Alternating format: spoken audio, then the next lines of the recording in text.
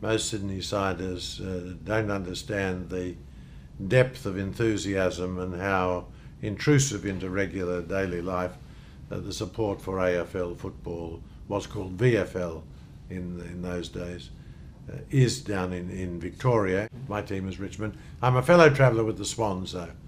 Most of the games that I see are Swans games. I felt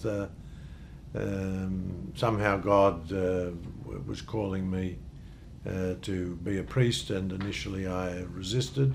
It wasn't an enormous tug for me between professional football and priesthood, but although I would have liked to have played professional football, the big tug for me was between going to university, perhaps doing law or trying to do medicine, perhaps being a politician, between the options in the secular life and becoming a priest. So that was a big struggle for me, and I decided to try for priesthood, not because I was particularly attracted to that, but somehow I feared or felt or believed that God wanted me to do it, and therefore I should try to do it.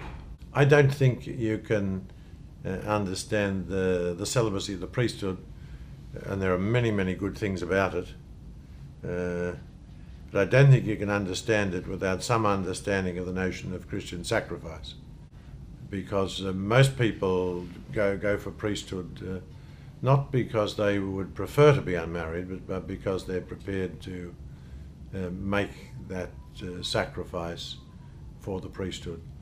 It's a very effective sign. It's a provocative sign to the world around us. Why do people do that? Well, we're following the example of Christ. We believe that points to values which are greater even than family life. But the church is a great supporter of family life. The family is lifelong marriage. Good marriages are the best places to bring up children. So I came to Rome just after the death of John the 23rd, and just after the installation of Paul VI as Pope. It was a very exciting time. It was a time of great optimism, confidence. That optimism was a bit naive and unrealistic.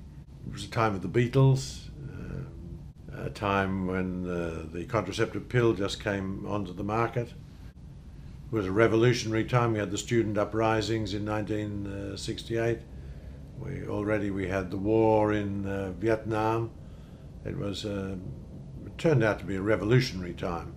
One of the sad things is that most of the seminarians who trained with me in Rome from Australia and New Zealand either never got ordained or received ordination and then subsequently left the priesthood.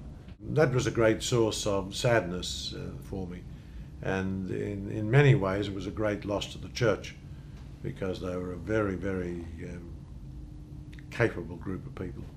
There was an orchestrated chorus of opposition to the Pope's ruling against artificial contraception. He'd set up a committee. A lot of people anticipated that there would be an enlargement of the teaching to allow artificial contraception. So it was a disappointment to people when that didn't happen.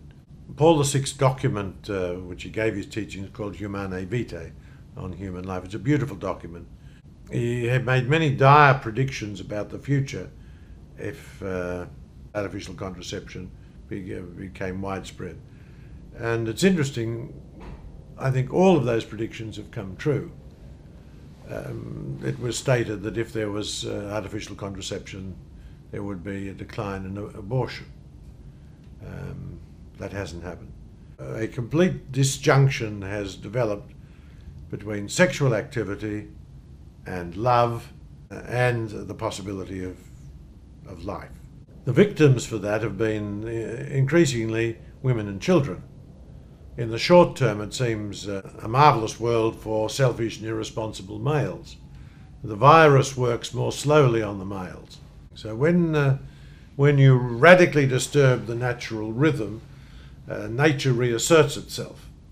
There's a little saying that goes, God always forgives, humans sometimes forgive, and nature never forgives. And I think that's correct.